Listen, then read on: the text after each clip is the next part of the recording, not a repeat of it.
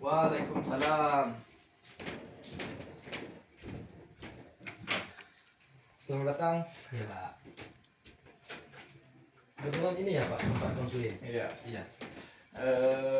Mau duduk di mana, saudara? Saya duduk di sini aja. Baik, silakan duduk.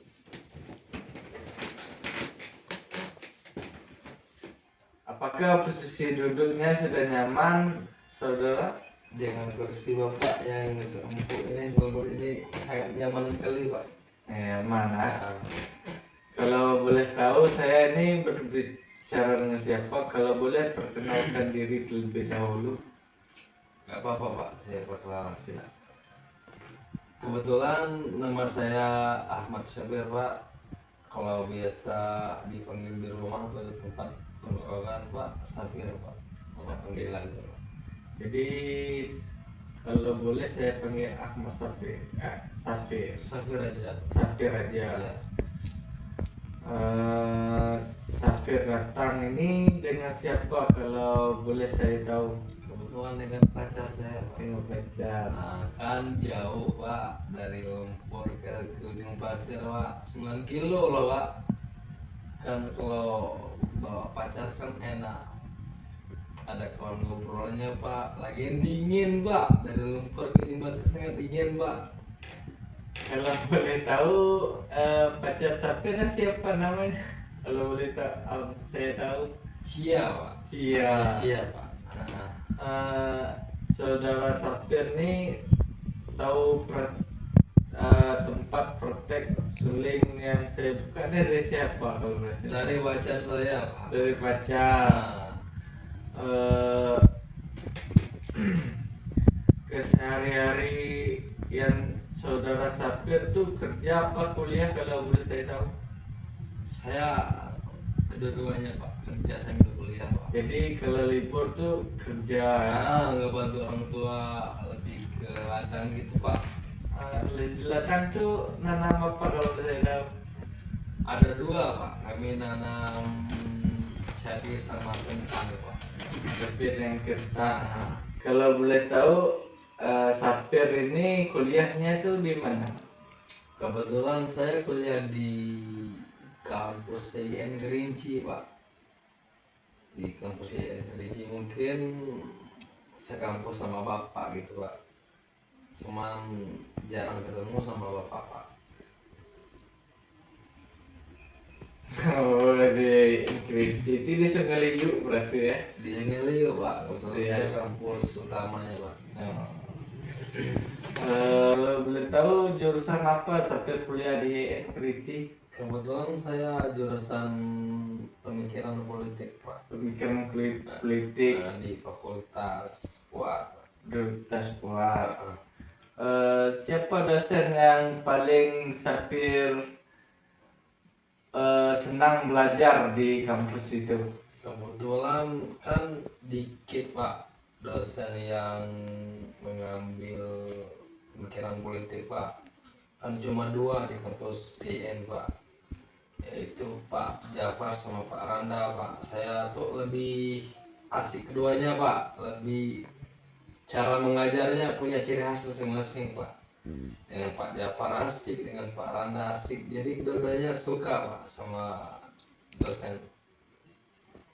Jadi suka Pak Jafar dengan Pak Randa Pak Randa ya suka sekali Pak. belajarnya. Baik, kita akan memasuki proses konseling. Mas Safir ini tahu nggak konseling itu apa atau pernah mengikuti proses konseling? Kan tahu Pak, cuman nggak secara jelas gitu Pak. Kan di IN kan setiap MK kan pasti belajar tentang konseling Pak. Cuman kan bukan jurusan saya juga konseling Pak, jadi itu enggak detail lah belajarnya Pak, enggak lengkap Pak.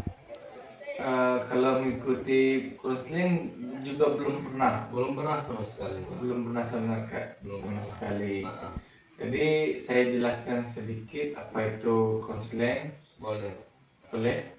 Jadi konseling itu merupakan proses pemberian bantuan yaitu konselor itu saya yang diberikan kepada kalian yaitu Mas Safir untuk menyelesaikan permasalahan. Permasalahannya itu bisa jadi permasalahan karir, sosial, pelajar, maupun di kehidupan sehari-hari. Bisa dipahami? Bisa Pak. Bisa. Dan di BK itu ada fungsi. Apa tuh? Nah, fungsi pertama itu ada pengetasan, yaitu saya membantu Safir itu menyelesaikan permasalahan Safir untuk menyelesaikannya. Yang kedua itu ada pemahaman. Saya membantu saudara Safir untuk memahami apa permasalahan yang sedang Safir alami sekarang. Iya Pak. Itu selanjutnya itu ada asas-asas BK. Apa tuh Pak asas-asas BK? Yang pertama asas kerahasiaan. Jadi asas kerahasiaan itu apapun yang Mas Safir sampaikan ke saya itu akan jadi rahasia kita berdua dan Allah yang tahu. Oh, berarti Bapak tuh nggak membocorkan ke orang lain. Jadi gitu, nggak Pak? akan dibaca orang lain. Hmm. Selanjutnya itu ada bersukarelaan. Apakah saudara Safir ini datang bersukarela dari diri sendiri? Oke Pak, saya kan jauh Pak, berarti udah dari rumah udah sukarela Pak datang ke sini. Jadi asas itu asas yang kedua. Jadi Ahmad Safir itu harus bersukarela untuk melakukan proses konseling ini. Siap Pak. Siap. Yang selanjutnya itu ada asas keterbukaan. Jadi Ahmad Safir itu saya minta untuk terbuka apapun yang dialami permasalahan Safir. Harus aktif dan terbuka. Siap Pak. Dan selanjutnya itu ada asas kegiatan. Jadi asas kegiatan itu Safir sebagai klien dan saya sebagai konselor untuk menyelesaikan permasalahan Safir yang Safir alami sekarang ini. Iya Pak. Bisa dimengerti? Mengerti Pak. Baik, sebelum kita memasuki diskusi ini, lebih baik kita berdoa terlebih dahulu. Ya. Apakah saudara Safir ingin memimpin doa? Yang lebih tua lah yang mimpin Pak. Saya yang berdoa. Baik, silakan kita bersama-sama menundukkan kepala. Berdoa dimulai.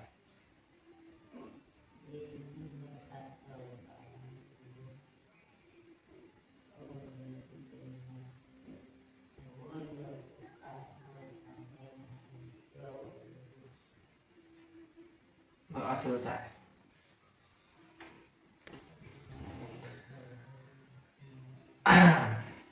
Baik, dalam proses konseling ini saya minta saudara Safir itu terbuka dan aktif untuk menyampaikan permasalahan Safir. Apa Safir bersedia? Siap bersedia Pak. Baik, saya minta saudara Safir itu menyampaikan apa permasalahan Safir. Ya Pak, permasalahan saya itu ada banyak Pak. Yang pertama itu saya suka emosinya tuh nggak kontrol Pak. Suka kayak masalah kecil bawaan saya pengen marah juga Pak. Kayak masalah sama keluarga lah gitu Pak. Masalah kecil kayak orang tua ngomelin dikit saya ikut marah juga Pak, ikut melawan juga Pak. Saya kebetulan datang ke Pak pengen mengatasi gimana cara Pak supaya saya nggak emosinya nggak terlalu tinggi lah Pak. Kan nggak enak juga Pak, saya keseringan ngelawan orang tua gitu Pak, saya keseringan ngelawan bapak, kadang-kadang dengan adik, dengan kakak juga Pak. Jadi saya datang ke tempat Bapak Pak, saya minta solusi dari Bapak Pak. Kan nggak enak juga Pak, setiap permasalahan itu kami yang dilihat sama tetangga Pak, kayak berebut inilah, berebut itulah. Jadi saya jauh-jauh datang dari Lumpur ke Ujung Pasir Pak. Saya pengen melihat pandangan Bapak dan pendapat Bapak Pak terhadap permasalahan saya Pak. Jadi permasalahan Sapir itu mudah marah kalau betul, kalau boleh tahu. Ya Pak, emosi saya tuh Pak. Jadi masalah Sapir itu emosi. Emosi Jadi saya gampang marah ya. gampang marah Pak. Jadi kalau sekali emosi nggak kontrol Pak, kadang-kadang ya adik saya lah yang kena pukul Pak, dalam masalah kecil Pak. Kadang-kadang bertengkar dengan kakak lah, dengan ibu lah, dengan ayah lah Pak, dengan bapak saya Pak. Jadi apa penyebab Sapir itu gampang marah, kalau boleh saya tahu? Emang bawaan dari kecil Pak. Oh, dari kecil. Kan kebetulan saya kan orang tuanya kan keras Pak. Bapak saya kan keras, ibu saya keras, didikannya keras Pak. Jadi itu saya dari kecil tuh Pak dididiknya secara keras Pak. Jadi mungkin keseringan ngelihat orang tua marah-marah Pak, jadi kebawanya ke saya Pak. Jadi masalah Sapir itu gara-gara emosi mudah keluar tuh gara-gara dari didikan orang tua dari sejak kecil ya. Bukan gitu sih Pak, kan didikan orang tua kan bagus Pak, semakin keras didikan orang tua kan semakin bagus. Cuman kayak gimana ya Pak, saya tuh suka ngebangkang gitu Pak, suka ngelawan gitu Pak, padahal nggak diajarkan orang tua untuk ngelawan Pak. Kan orang tua kan emang kodrat orang tua kan emang gitu Pak, untuk ngedidik anaknya. Tapi saya tuh kayak gimana ya Pak, emang kayaknya bawaan dari lahir atau apa gitu Pak, nggak tahu Pak. Terus saya datang ke Bapak Pak. Jadi bagaimana Sapir ini mereda emosi ketika lagi marah dengan orang di rumah, kalau boleh saya tahu? Kebetulan kan kita kan diajarkan Pak di agama Pak, kalau marah-marahnya kita apabila kita bawaannya tenang, sholat atau baca Quran gitu Pak, itu kan adem Pak. Saya lebih ke sana Pak, lebih ke kalau waktu saya emosi saya meledak, saya lebih ke sholat, lebih ke ngaji gitu Pak. Benarkah tuh saudara Sapir marah tuh kan karena masalah besar aja, tapi gara-gara masalah kecil tuh saudara Sapir marah? Nah betul Pak, saya bukan karena masalah besar aja Pak, hal yang sepele aja Pak, saya suka bawaan tuh kayak gimana ya Pak, emosinya tuh Pak nggak ke kontrol sekali Pak, gitu Pak. Apakah Sapir tidak memikirkan masalah kecil saja Sapir itu mudah marah ke keluarga Sapir? Sempat sih Pak, cuman kan kadang-kadang emosi kan nggak kontrol Pak, jadi tuh nggak berpikir Pak, laju saja lah Pak. Bagaimana cara Sapir berpikir mengalihkan emosinya terhadap orang di rumah? Dengan ya gitu Pak, dengan sholat, dengan ngaji Pak, lebih ke apabila emosinya udah naik, udah meledak, saya langsung lari dari rumah, langsung keluar rumah Pak. Jadi gitu. Ya. Baik, dari cerita Sapir sampaikan tadi, saya punya solusi atau saran. Lebih baiknya Sapir tuh emosinya itu Sapir alihkan ke mengaji, sholat, dan atau nongkrong dengan teman-teman agar emosi Sapir tuh tidak lagi marah terhadap orang di rumah. Ya Pak, Sapir bersedia? saya bersedia Pak. Bersedia. Eh, Apakah Sapir bersedia melakukan yang apa saya sampaikan? Siap bersedia Pak. Kan yang seperti Bapak bilang tadi, kalau apabila emosinya udah meledak gitu Pak, lebih baik ke hal-hal yang positif, kayak seperti sholat, seperti ngaji gitu Pak. Saya insya Allah pulang dari sini saya akan menerapkan yang Bapak bilang tadi Pak. Terima kasih Sapir.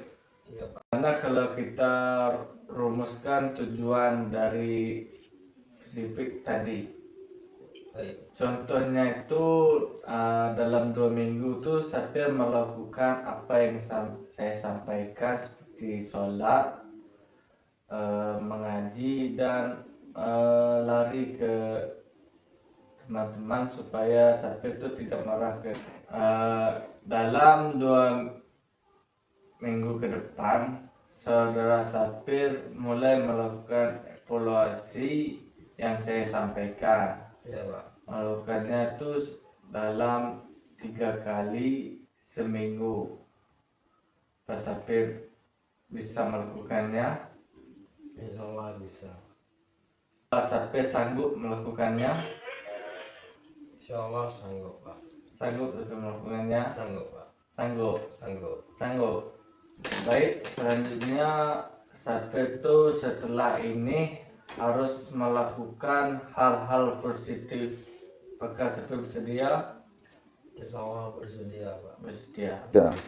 Baik, kita akhiri proses konseling pada hari ini. Baik, apa yang Sapir peroleh dari proses konseling yang kita lakukan saat ini? Apa yang Sapir peroleh? Saya sangat, yang pertama Pak, saya sangat mendengar saran dari Bapak tadi Pak, untuk kalau apabila emosinya udah naik, lebih ke hal-hal yang positif untuk meredahnya itu Pak. Saya sangat sependapat dengan Bapak dan sangat menerima saran dari Bapak. Terima kasih Pak untuk sarannya Pak. Dan setelah dari tempat Bapak ini dan saya sampai di rumah, saya akan menerapkan yang apa Bapak bilang tadi Pak. Terima kasih Pak. Sama-sama. Sesi berikutnya kita akan lihat apa perkembangan Sapir itu akan lebih baik. Kalau tidak baik, kita akan melanjutkan sesi berikutnya pada hari apa, kalau boleh tahu Saudara Sapir? Kalau harinya tidak pasti Pak. Nanti kalau apabila saya udah untuk konsultasi lagi ke Bapak, saya akan DM Bapak di Instagram atau di WA. Baik. Baik, sesi konseling kita pada hari ini sudah selesai. Baik, kita tutup dengan membacakan hamdalah. Alhamdulillahi Rabbil Alamin. Oke Pak, terima kasih Pak atas sarannya tadi Pak. Nanti kalau apabila saya datang ke tempat Bapak, saya akan DM Bapak di IG atau di WA Pak. Terima kasih Pak. Saya pulang dulu Pak. Ya.